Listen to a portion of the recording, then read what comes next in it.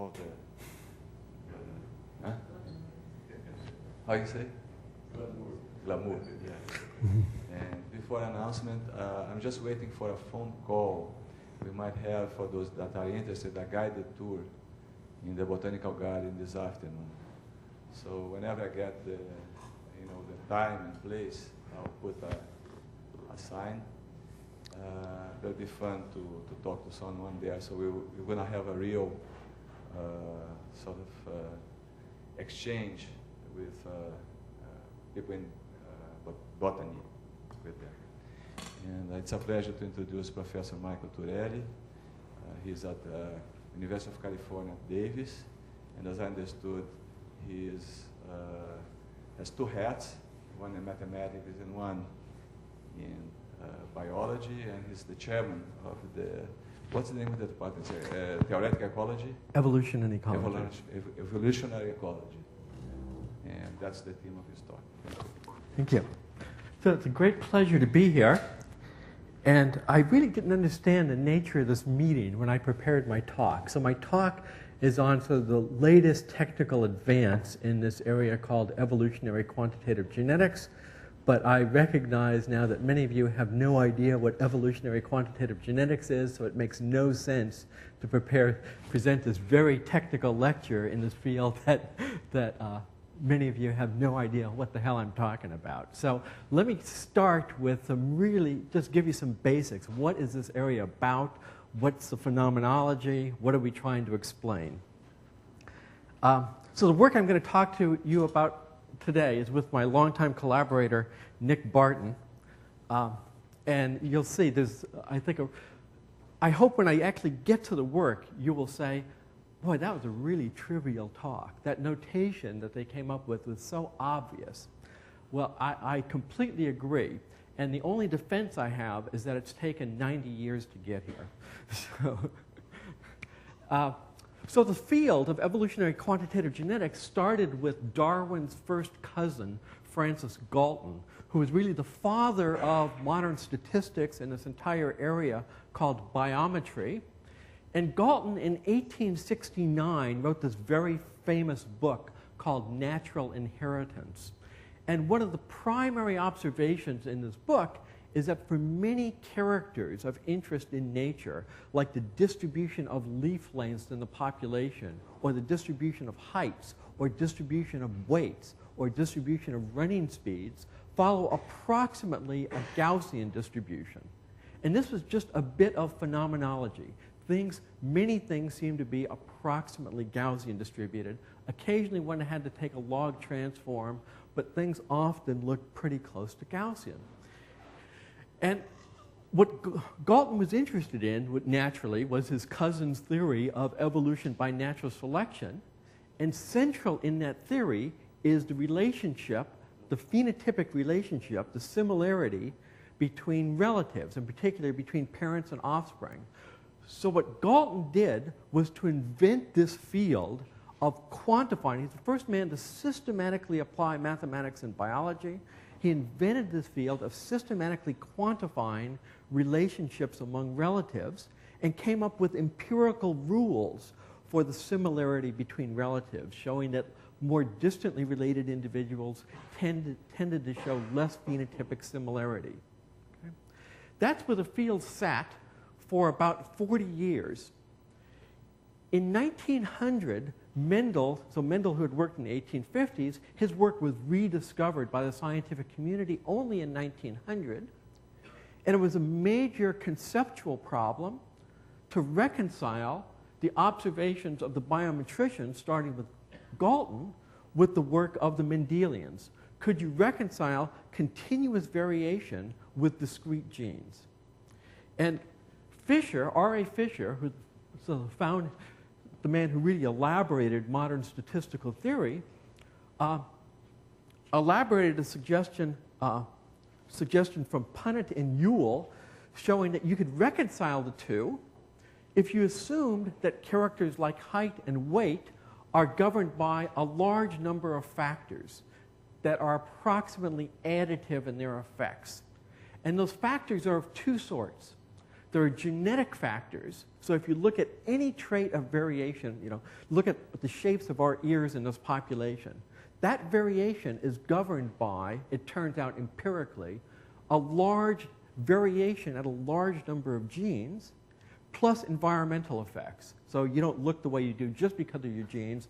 Your environment of all sorts also has a major impact. But the fact that there was this underlying structure of contributions from many things, and the fact that observations were at least roughly consistent with those factors adding up, at least the genetic factors adding up.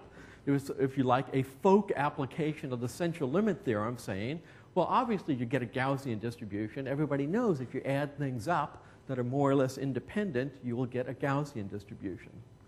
So that was the beginning of evolutionary quantitative genetics.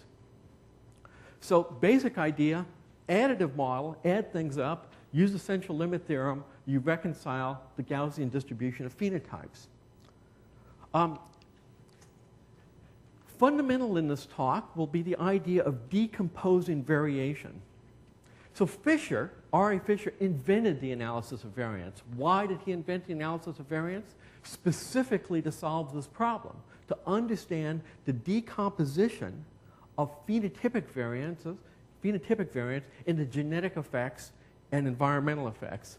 And what we mean by the analysis of variance is just that the phenotypic variance is the variance of the average phenotype given a genotype plus the average variance of the phenotype given genotype. What does this mean? So this is what the analysis of variance is in sort of the language of mathematical statistics or probability theory. If you know the genotype of an individual, what's its average phenotype? Okay? That's what we call the genotypic value. Okay? So this inner expectation is taking over everything but the genotype, and the outer measure is the measure of the distribution of genotypes in the population. So this bit is what we call genetic variance. And this bit, the average variance of phenotypes given genotypes, even if I know, if you have identical twins, for instance, those identical twins will look different from one another. There'll be phenotypic variance. And the average of those phenotypic variances conditional on genotypes, that's what we call environmental variance. Okay? Well, this genotypic variance piece can be further decomposed. So if I say many genes contribute, all higher organisms are diploid, so you inherit two copies of the genes, one from your father, one from your mother, and those contributions are coming from many genes. Okay?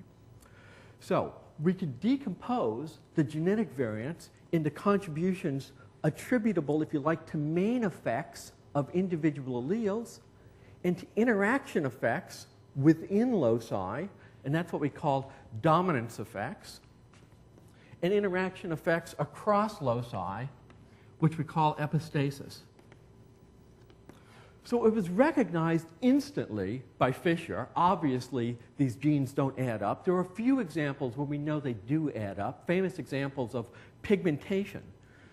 At least in some plants, we know and understand why the intensity of color, say from white to red, we have many loci that contribute to red pigment. The more alleles you have, the more individual genes that contribute to red pigment, the more red you are. So, and human skin color is not so different from that. Largely additive contributions from many loci. But Fisher instantly recognized that loci would also interact. And it's not clear how that interaction relates to the central limit theorem stuff. Okay? And there are many things that don't quite hang together mathematically. And I think that's a hallmark of a lot of interest in biomathematics, that the phenomena we're trying to explain, we can, in the best of all possible worlds, make some useful predictions with the toy models.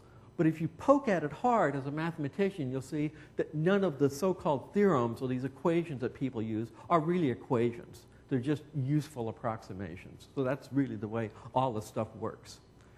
The most fundamental approximation in evolutionary quantitative genetics is how do populations respond to natural selection? Okay? And the Folk theorem, and this is extraordinary. I wonder if there is any other field where the central equation does not have a name associated with it. The equation of the field, no one takes credit for it. It turns out, so let me explain the fundamental equation. It's that the change in the mean field, so Z bar is Z is my character, Z bar is the mean. Delta Z bar is the change in the mean between generations. So you have the parental generation, you have the parental generation and the offspring generation. So natural selection makes some individuals produce more offspring than others, and we can take the average of the individuals, say, who survive versus the mean of the unselected population, and that's called a selection differential. And we want to know, given that you do some selection, like the famous Darwin's finch example, only the birds with the biggest beaks were able to eat the hard seeds. So the big drought, only big seeds were available. Many birds died. The only ones that survived were the ones with the biggest beaks. Okay? How different were their offspring? Well, the equation that predicts how different their offspring would be is this equation. The change between generations is the change within generations times this magical quantity, heritability.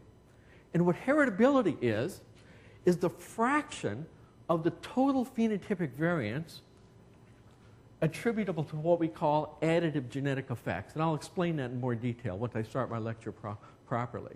So this quantity, heritability, and this quantity, additive genetic variance, play sort of a profound role in evolutionary quantitative genetics. Natural selection can only be effective because there's additive genetic variance available. And it's not mysterious. Why additive genetic variance? Because the only things that you get from your parents, they only give you individual genes. They don't give you their genotype. So it's only those effects, those main effects associated with alleles, as opposed to combinations of alleles that pass between generations. So it should be, in some sense, intuitive that the additive bits are the most important. Okay. One last bit of background, and I'll start my talk. There are there are two fundamental theories in evolution, and in truth in advertising, most of the fundamental theory, a lot of the fundamental theories in evolutionary biology are complete crap. I mean, people just make up stories, the stories get repeated, the stories are consistent with a little bit of data, and they become part of the wisdom of the field, and they'll be part of the wisdom for 50 years before anybody points out, there's no support for that theory. That theory is really silly. So there's two theories I will talk about. I think, unfortunately, both fall into that category. And these both concern what happens to the additive genetic variance when populations get small, when something happens that dramatically reduces population size, like a population of small number of immigrants gets to an island, like the first few Galapagos finches get out to the Galapagos, or some catastrophe happens and only a very few individuals survive. Okay? It is conjectured that under those circumstances, magical things can happen. And that's really the appropriate phrase. The argument, and there's some experimental support, is that, and you can show this in the laboratory, that when you make populations small, it is occasionally true that the additive genetic variance goes up. Since additive genetic variance is what selection depends on, you might think, okay, that could be something special. We should worry about that. So the talk I'm going to give is about the technical conditions under which additive variance will increase when you drastically reduce the population size. Okay? And I'm going to talk about that, and I'm going to show you results that are more general than anyone has ever gotten about that question. And we were able to get more general results than anybody else because we have a better notation. And it's really all about notation. And a couple of clever calculations. And the clever calculations are attributable to my pal, Nick Barton. Okay? More or less. I corrected a few mistakes, but Nick had the really clever ideas. So the history of the field in terms of thinking about epistasis, R.A. Fisher, 1918, introduced the idea of epistasis. It was first analyzed at all for many genes in terms by Clark Cockerham and Oscar Kempthorne, both of whom became very well known based on this work in 1954. The field just sat there in terms of this notation. The notation is extremely cumbersome. Why? So what's the problem? The problem is, so you have two. So let's just consider the case where we have n genes, n loci contributing to the character, and two variants. So these two guys are the alleles, and these are the alleles at different loci. Okay? Loci, places on the chromosome that encode for these characters. In a diploid, every individual has two alleles. So there are 3 to the n genotypes. 3 to the n genotypes, just with 2 variants. Okay? So it's some notational problem to worry about how to describe all the possible interactions between those genes in a compact way that lets you make sense of what's going on. The initial notation that people came up with was so cumbersome that they really couldn't do anything beyond thinking about 2 locus interactions, because that was already ugly enough. And I'll show you, we have a notation that allows you to do any number of loci without breaking a sweat, really. A comparable notation was recently developed by Hansen and Wagner, 2 colleagues, who got some interesting results, but results unrelated to the results I'll be presenting. But it's interesting, so we just submitted this paper for publication, and Hansen was one of the reviewers, and their notation is so complicated that even Hansen didn't realize that their notation was equivalent to our notation in the case of 2 alleles. So I'll just leave it there. Our notation is much simpler. Okay, so I apologize for the long introduction, but I think it was necessary to give you some, if you don't get nothing else out of the talk, hopefully you know something about, what the hell was this guy talking about.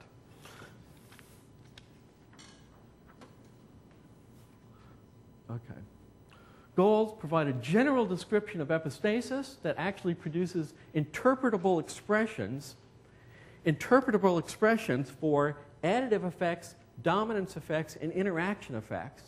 What gets complicated is that those interaction effects can involve interactions of different orders. And those interactions can be within loci and across loci. And you need some way to keep track of those different kinds of interactions because they can have different effects. And I'm going to cheat in this talk, and even though I tell you that all organisms you care about, except for E. coli, and are diploids, have 2 copies of each chromosome, it's so complicated doing that notation that I'm going to concentrate on the haploid case, which shows you all of the qualitative effects that we're going to get here. I'll use that representation to show how each variance component changes with allele frequency changes. I'll analyze the consequences of allele frequency changes produced by genetic drift, and there's actually some mathematics here. So there's a very pretty use of systems of stochastic differential equations to solve this problem. No way there's time to present any of that, but I'll put a manuscript on the web server so you can see how we've done it. I'll use, and this is it, use a diffusion approximation to bound the errors for a particular assumption I'm going to make to simplify the calculation. So we'll have an error bound, make an approximation, do an error bound, and then derive analytically conditions under which this experimental observation would be expected to be true. And then I probably won't get here, but we also have used this notation to analyze a model of the most extreme type of epistasis interaction imaginable. That is where you do a random mapping of all the 3 to the n genotypes onto phenotypes. So you just pick those things IID, so you have extreme interactions, and we can analytically analyze that model to show that a prediction that was made is true, but true. So a lot of the analysis in this field, because the mathematics is so daunting, the algebra is so daunting, algebra in the high school sense, not in the mathematical sense, but because the algebra is so daunting, most of this field is done numerically. People just do computer simulations, and we can do it all analytically and show that what these guys conjectured from numerical results are in fact true, but they're true for a trivial reason. They claimed that this phenomenon of additive variance increasing with a bottleneck would be more likely to occur if more genes contributed to the character. That, in fact, turns out to be true, but it's true for a trivial reason, not for the reason that there's some interesting interaction between drift and the number of loci, but just that because that the number of loci does something to the components of variance. I'll explain that.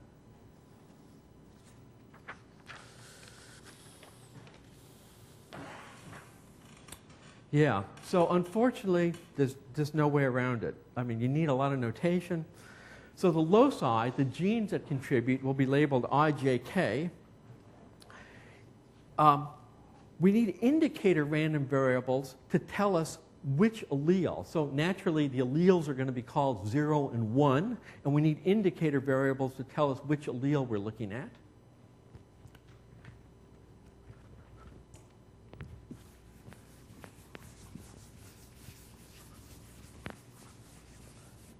In the haploid case, we would just have xi, so 0 or 1 for locus I. In the diploid case, we use this double struct notation, where we call this a position. It's also equal 0, 1, where the position means IM versus IF.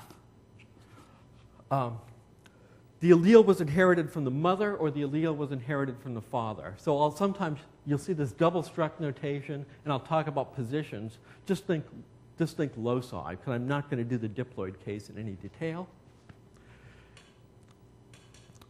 Something that you really have to sort of keep straight here is that I'm going to be talking about 3 levels of randomness in this talk.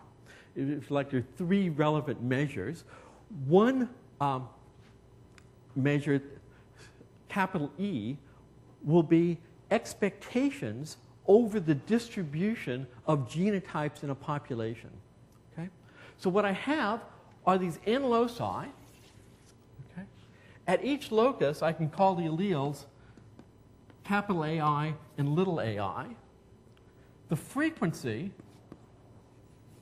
of this is pi. And the frequency of capital AI is always, is qi, 1 minus pi. So I have this variable population, and I'm going to assume, just as a simplification, and it's a simplification that we expect to be true because of the laws of inheritance, that the appropriate measure over these things is a product measure, that we have no associations across loci as to whether the 1 or the 0 allele is present. That's a major simplification. So pi is the average of the indicator random variable. So again, E is the expectation over the distribution of genotypes in the population. Linkage disequilibria. What are linkage disequilibria? They are associations of the genotypes across loci. So as I said, as an approximation, I'm generally going to assume those away. But that's not true. Genes are inherited on chromosomes. The genes are physically linked and tend to be inherited as blocks. Okay? But it turns out that the processes of sexual reproduction with recombination, so-called crossing over, drives everything towards linkage equilibrium where there's no associations.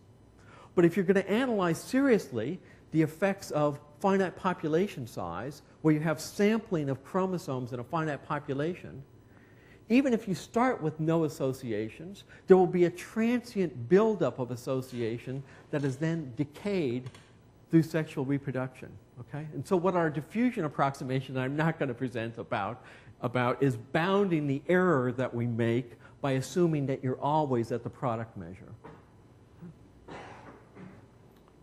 So the measures that we use the measures that we use for associations first involve considering these deviation variables, the size, which is just the indicator random variable minus its expectation. So these are the fundamental variables that we'll use over and over again. And we'll take products of those deviations across sets of positions or across sets of loci U.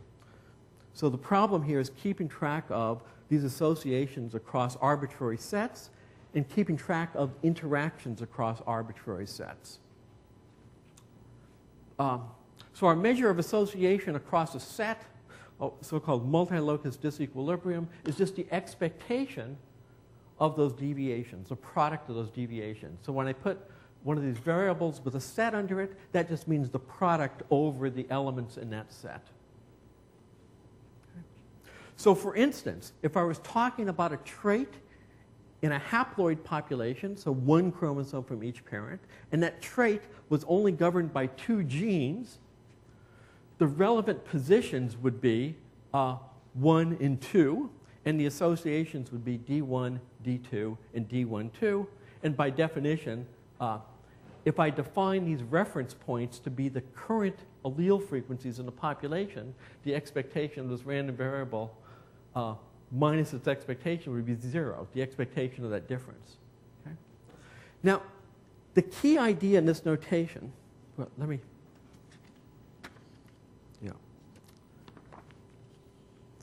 So here's the central idea. And as I say, I hope this seems pretty obvious. The central idea is that we can represent the genotypic value, and we're going to ignore environmental effects. Environmental effects just are noise on top of this and can be dealt with easily. The problem is dealing with the interactions among genes.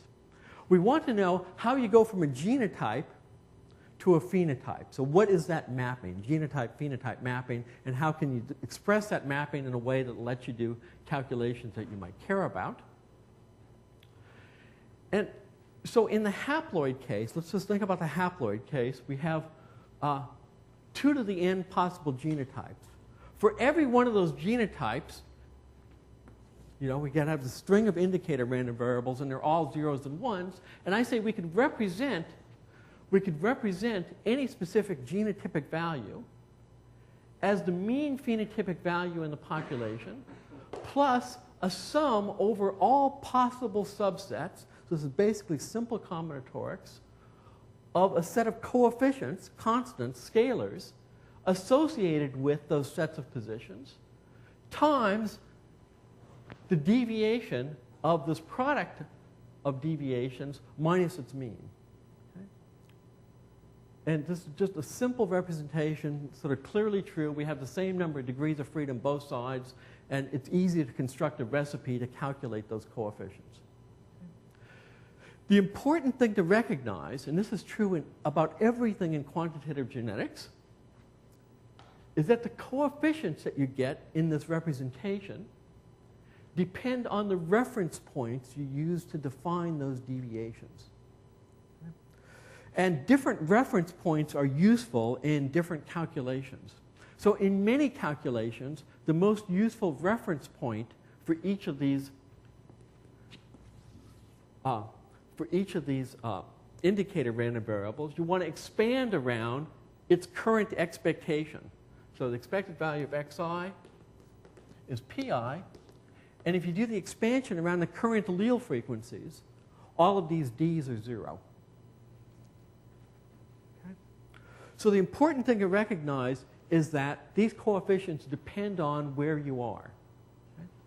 And what's useful about our notation is once you've written it this way, think about it as a combinatorial problem, it's easy to see what the relationships are among the b's that you get when you use different reference points. So the point is, you take a population, you make it small, you're going to have random deviations at all of these loci, and those deviations can be approximated by a diffusion. And you want to know, if I had some initial value for VA, what's going to be the new value? So we're going to have different reference points, initial allele frequency, final allele frequency. What is the change in the coefficient? What are the changes in the coefficients of these expansions, of this expansion here, that will allow us to do some calculations? Okay.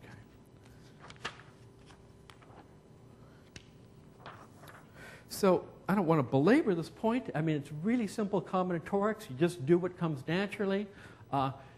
If you start with some p, and you want to think about some other deviations associated with some new allele frequencies, you just substitute what the new allele frequencies are, the new deviations, into our general expression, and you can get a new set of b's in terms of the old sets of b's. And the way you do that, to explain the notation, the new b star u, okay, so this is the effect associated with loci in this set u, okay, is gotten by looking at the old coefficients, where you take the set u and add to it all possible subsets of z that weren't included in u. Okay? So everything else, and this is a simple combinatorial argument to tell you that that's true, and ask how different are the allele frequencies. So you take the old b's involving, so if you're interested, for instance,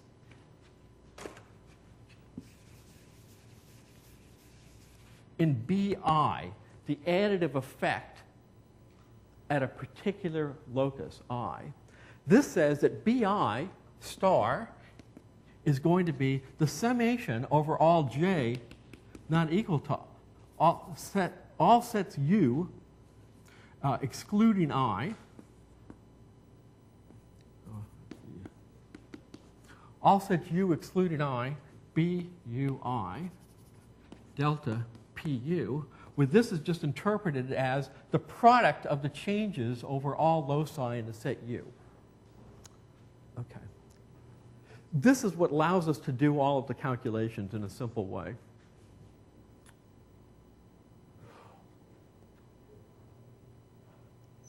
And what will be fundamental is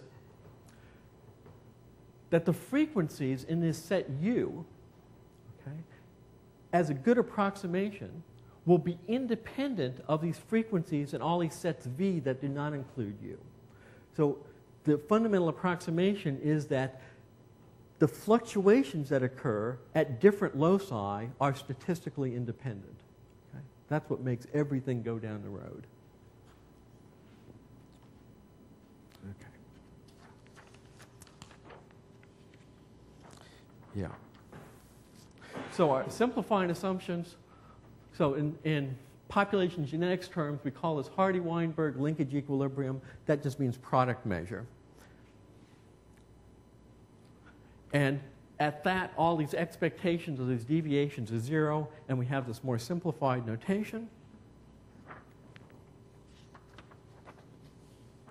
Yeah. Now here's where the rubber meets the road. Why is this a useful notation? So let me try to explain this, just to give you some sense of why this notation is any good.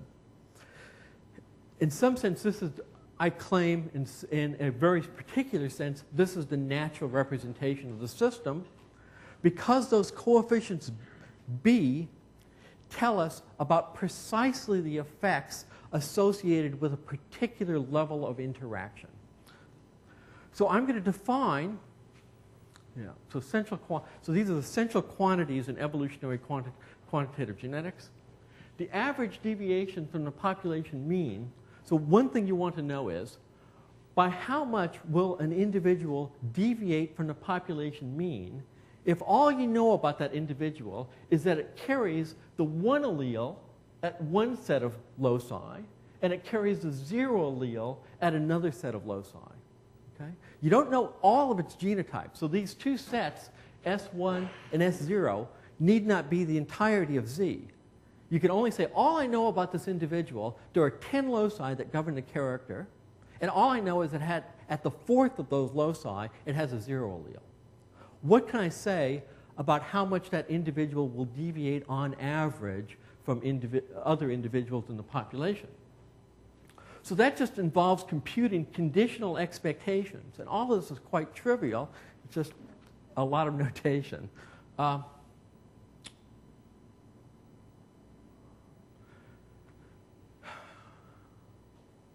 Yeah.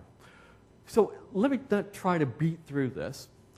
The conditional expectation, given that you have zeros in that set, 0 alleles in that set, 1 alleles in that set, minus the population mean, and it just takes a couple of minutes to see this. is just a sum over all subsets of those, of the B coefficients, times the relevant allele frequencies. So P is the frequency of the one allele, Q is the frequency of the zero allele, and you take products of those things. And this turns out to be the average deviation. Okay. Now, the second fundamental quantity is how much of the deviation associated with a particular set of positions cannot be explained by interactions involving subsets of those positions, i.e., how much of it is an interaction at the order of all of those things interacting. Can't be explained. So if you're looking at 3 alleles, how much of the deviation in phenotype is not explained by the main effects, 1, 2, 3 of the 3 alleles, or by the pairwise interactions. So that's what we mean by the third order interaction. Same thing as analysis of variance, standard analysis of variance. Well, in this representation, you see that the deviation associated with any position, set of positions, is the sum over all subsets. So included is the term where the term T0 equals S0, T1 equals S1. That's the highest order term. All of these other terms in this sum are the lower order interactions. So just looking at this, you instantly pick out what is the relevant term involving the highest order interaction. It's just B, T0, T1. So these B things that I introduced, I say, let's just represent it this way, turn out to be the natural way to represent the interactions in these systems. And as usual, finding the right coordinate system lets you do calculations easily.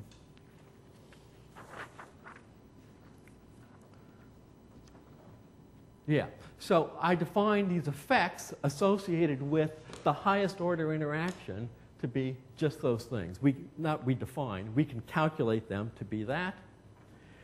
And so when I talk, now I can think about defining a random variable over a set of positions where the measure on that is the distribution of genotypes over those positions in the set S. Okay?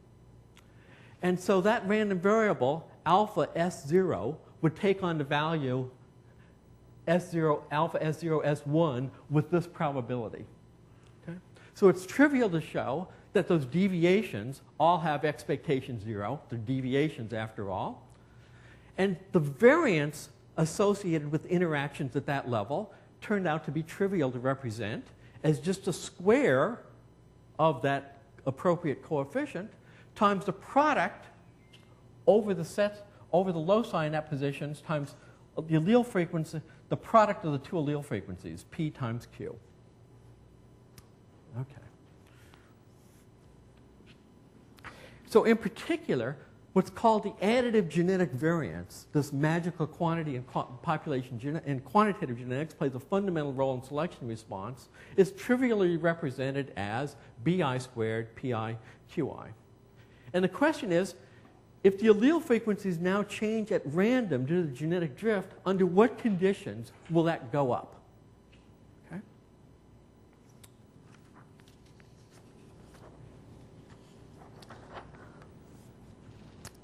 Yeah. Well, the first thing I can do in this notation, let me not beat this. This is sort of an embarrassment. So the manuscript describing this to colleagues who are professionals is about 80 pages long. So I'm sorry, there's just a lot of it, but I'll just hit the highlights. Let me just say that in our notation, we can describe the variance attributable to interactions of any particular order in a trivial way as just a sum of the squares of the coefficients over sets of that order times the product of the PQs. Just leave it there.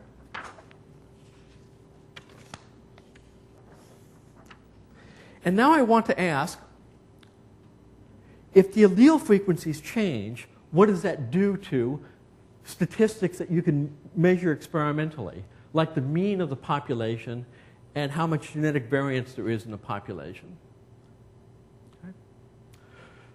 Okay. So the change in the mean, it takes a minute to show, is just what the initial coefficients are times the changes in the allele frequencies. And if we assume that the population is at linkage equilibrium, you can show that the new genetic variance in the population is by definition BU squared PQU. And we can define this piece in terms of just what the changes are in P and Q. And you see it'll depend on knowing what this product is, the product of changes of the allele frequency and the square of allele frequencies over a whole bunch of loci. Okay? So even if you think about one generation, and the standard statistical model for this, so-called Wright-Fisher model, is that you have binomial sampling each generation. So if you continue binomial sampling over several generations, the natural thing to do is a diffusion approximation, and it turns out to be an extraordinarily useful approximation in this context. And I'll show you some numerical results that support it. Yeah. Okay. So I have to explain a little bit more elementary population genetics to you. So we have to introduce a new expectation now, a new set of measures that are of interest.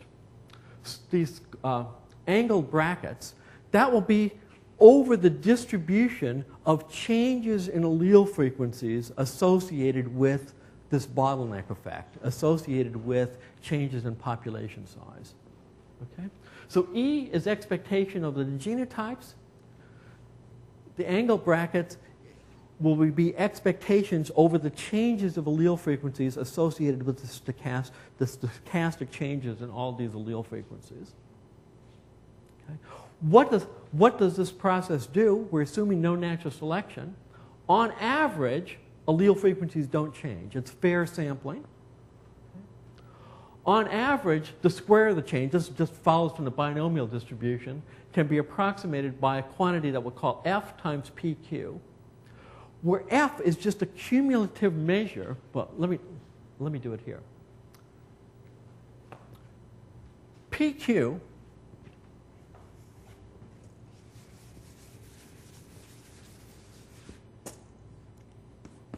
so PQ is the frequency PIQI, frequency AI,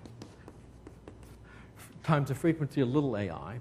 So this is a measure of how much variance there is in the population, how much variation there is. Its maximum, obviously, is a quarter, and its minimum is 0. Okay? So it's a measure of how much variation there is at the ith locus.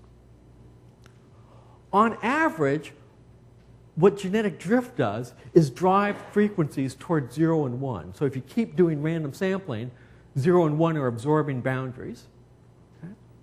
On average, one round of sampling, you can show, if you take a finite population, so if you make P star binomial, let me put it here where people can see it.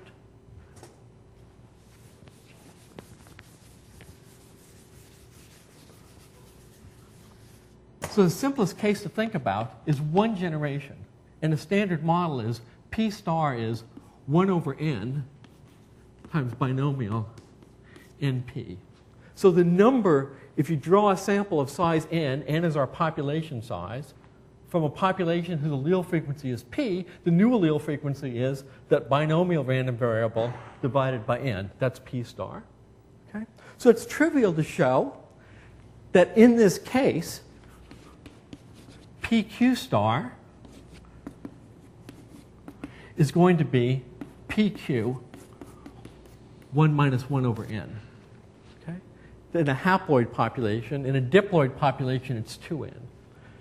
We represent in population genetics the cumulative effects of a large number of generations of this type of sampling by a coefficient that we call f. So in general, PQ star equals PQ 1 minus f. So f is just a cumulative measure of how much genetic drift has gone on. You can show in the diffusion limit that over any set of distinct positions, the average over genetic drift is 0. What's less trivial is what to do with products of repeated indices there. So if we worry about what's the average of the, so on average for a haploid, the population mean isn't going to change, but what's the variance in the population? Well, the variance in the population is going to be related to the initial coefficients and products of these changes over sets. Okay? And those turn out to be not so trivial to calculate. With our approximation that we have independent changes across loci, they become much easier to approximate. And what we have are numerical bounds on how bad that approximation can be. So if you look at pairs, we can ask, what is the true expectation of the product of the squared change at the ith locus times the squared change at the jth locus in comparison to this thing that's much easier to think about, the product of the squared changes? The worst that ratio can be is 1.3. It's always 1 or bigger. It turns out an upper bound is 1.3. So and it turns out that's really a very generous upper bound. It can get there, but be under biologically not very realistic circumstances. And we can do similar bounds for triples of loci and quartets of loci. The bounds get higher, but you'll see that they're still in a range where we're not terribly embarrassed by assuming this product measure. So that allows us to approximate these sort of nasty things in terms of products of what's going on in individual loci, which is what makes everything work. Okay. I won't say any more about the details, but just tell you what the answers are. So we can now analytically compute, at least for the haploid case, the variance in the change of the population through drift. And it turns out to be beautifully represented in terms of the components of variance in the initial population.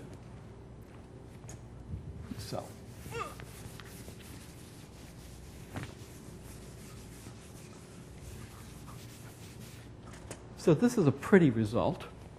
So initially we have VG, VA, VA2, so let me call this VA1 plus, okay.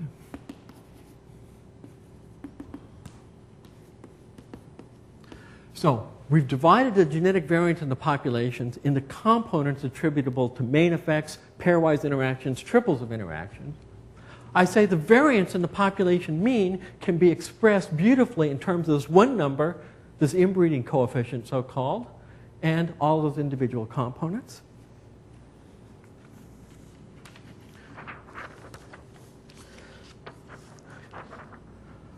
A harder calculation involves getting how each of those individual variance components changes.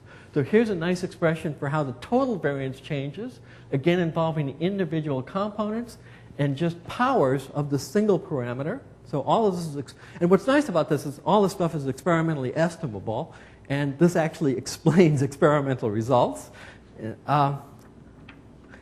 And the one that people, the component that people, so we have an analytical expression for how each individual variance component changes, simple combinatorial arguments, again in terms of one experimentally estimable parameter, and these components of the initial variance estimable. In particular, the additive variance is 1 minus f VA plus, okay, in a population with only additive effects. So this is why this result was initially surprising.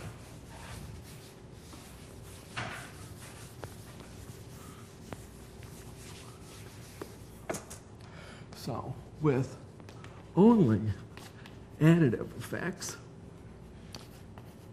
VA star is 1 minus f VA. That in general, genetic drift decreases additive genetic variance. Sorry, the expectation of VA star. the expectation of VA star is 1 minus FVA. What was observed, so where does all this come from? Again, what was observed experimentally in this very influential set of experiments in the 1980s is that under some circumstances, VA star was bigger than VA. So you could say trivially, well, it's a random variable, so of course sometimes it's going to be bigger than its expectation, and sometimes it could be even bigger than that. But under some circumstances, it seemed not only was that true, but it also seemed to be that that was true, and there was no general explanation for it. Well, now we can get a general explanation for it in terms of the components of variance in the initial population. So in the additive population, it goes down, but in a population with interactions, we have these additional positive contributions. So you could ask, trivially, under what circumstances is that expectation bigger than VA? And roughly speaking, you need at most 2/3 of the variance in the initial population to be attributable to additive effects. At least 1/3 of the initial variance has to be attributable to interactions. Okay, so you get a simple guideline for that to be true. What's not at all obvious, and I can derive it in about 10 minutes, and it turns out to be surprising that such a general result is true. But I can show using this notation that in general, with interactions of any sort involving any number of loci, it's always true that VA star is bigger than 1 minus F VA. That interactions always lead to an increase over the expectation in the absence of interactions. And maybe that's obvious for physicists, that maybe people who are used to thinking about things like this say, yeah, of course. But in any way, that's never been obvious to anybody, and there's never been any proof of it, let alone a general proof of it for any number of loci. So let me just say one more thing. Yeah, well, a couple more things. I've just presented the haploid case. All of this goes through with diploidy, but the notation is much, much uglier. And in the haploid case, everything's beautiful because everything is expressible in terms of these variance components in the initial population that are experimentally estimable. Once you allow for diploidy, and it's not, I would have to beat through the notation to show you why this is true, you can no longer express things in terms of the variance components in the initial population.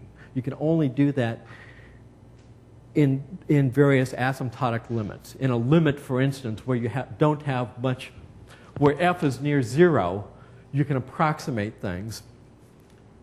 And so it turns out that the interactions that are relevant are not only the interactions between loci, the so-called epistatic interactions, but also interactions within loci.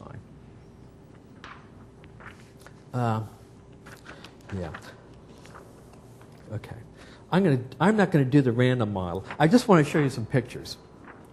So, has this guy been up here bullshitting, or is this the truth that he's been telling you? That's the question always, right? So I presented some approximations. Are any of these approximations any good? What the hell is he talking about?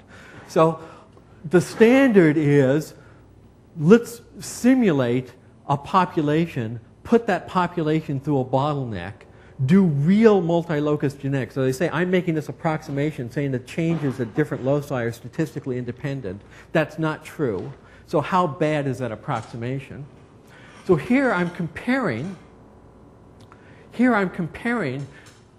in a population of 100 individuals where there are 5 loci. I'm going to average over 50 individuals, go for 200 generations, and do 100 simulations. Okay? Population size 50, simulate for 200 generations of this stochastic process, then average over 100 simulations, compare my analytical predictions with the mean of the simulations.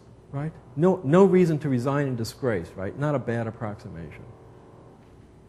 So the prediction for the additive variance goes like this.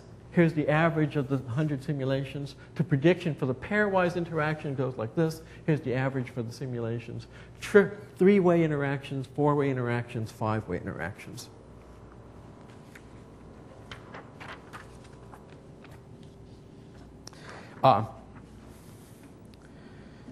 This is the more difficult case involving diploidy.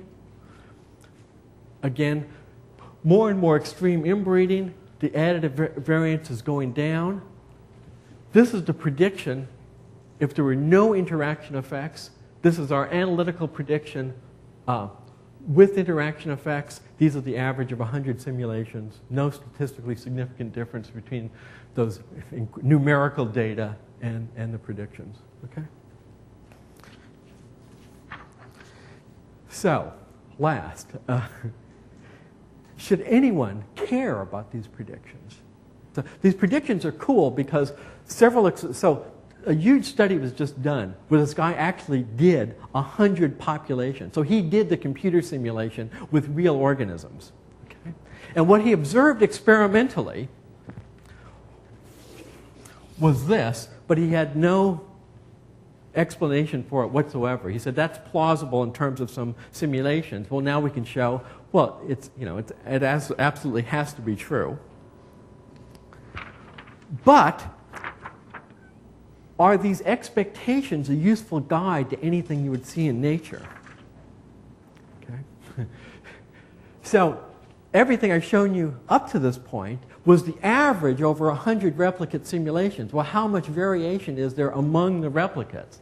So these are what the real data would look like from individual experiments, and there's the mean.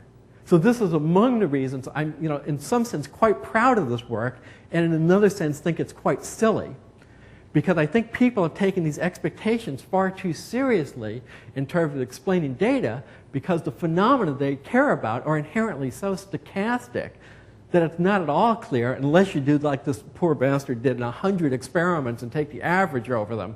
That's all you really know how to predict. So, blah, blah, blah.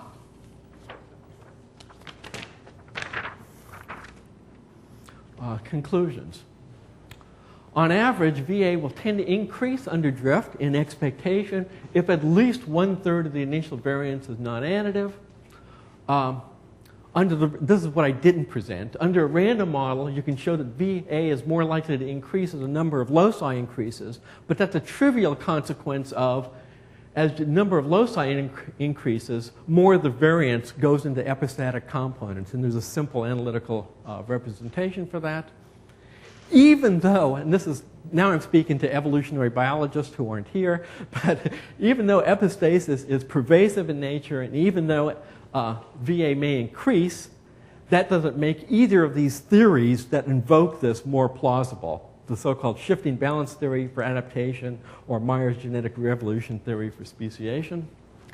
But this framework, I think, will be extremely useful to answer large classes of questions involving interactions among genes. That's it. Thank you very much.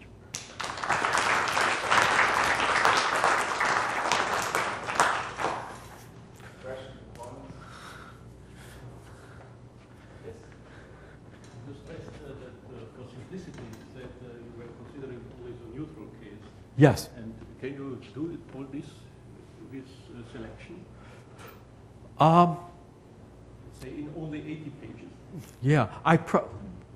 What we'll do next, Carl, is do the interaction between selection and all of this epistatic stuff. Put it together, selection, epistasis, and drift. That's going to be a hard problem. That's a seriously hard problem. I mean, that'll take a few years to sort out all those how all of that fits together. But we can. It won't.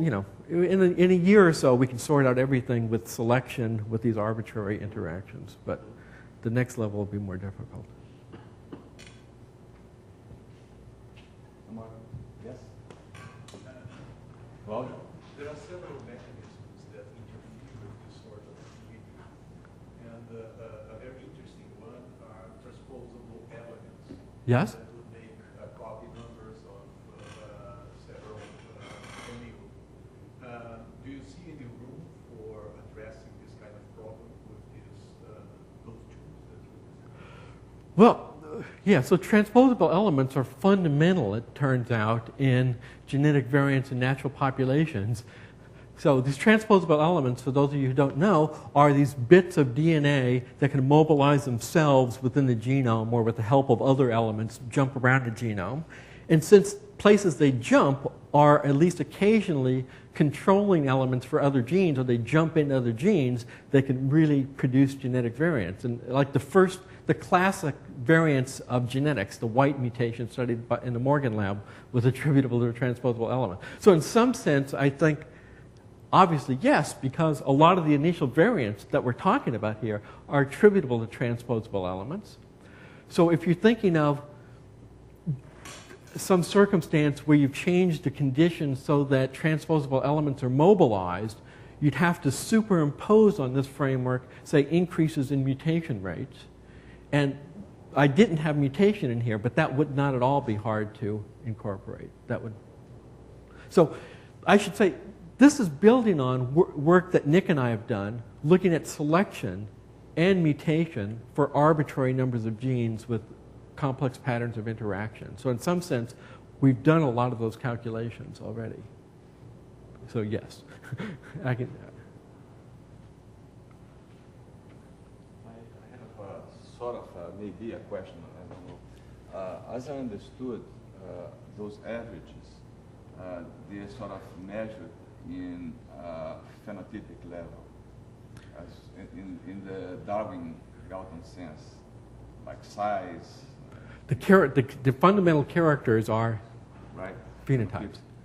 And where the more basic genes, they come sort of in some underlying sort of thing that the statistics, you don't care too much, but you put in this genetic drift term.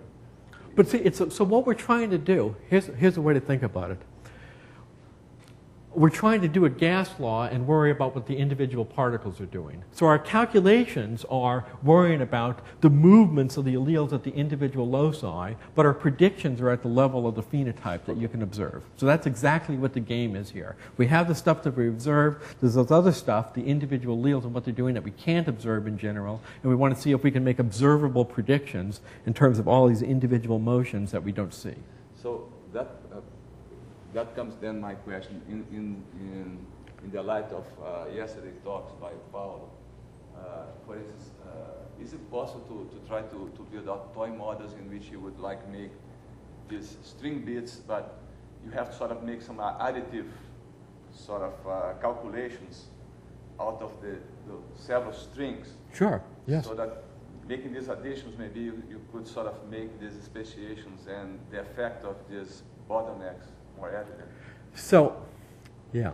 So speciation is one of the few areas of evolutionary biology where we know interactions are essential to understanding what's going on. And this was Theodosius Dobzhansky's insight in 1936, that if you have isolated populations, those populations will change at different loci. And those changes, because they're in separate populations, need not be compatible with one another. So the reasons we see, most of us believe, the reasons we see inviability or sterility when we do hybrids is because of epistatic between locus interactions of changes that have occurred at different loci.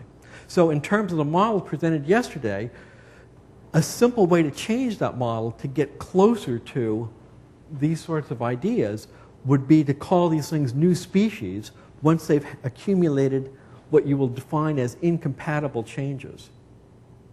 So it would be interesting to see how those statistics about species would change when you thought differently about how species arise. So yes, I mean, the two things could definitely talk to one another. Is there any more questions? Okay, so let's thank the speaker, and we're going to meet.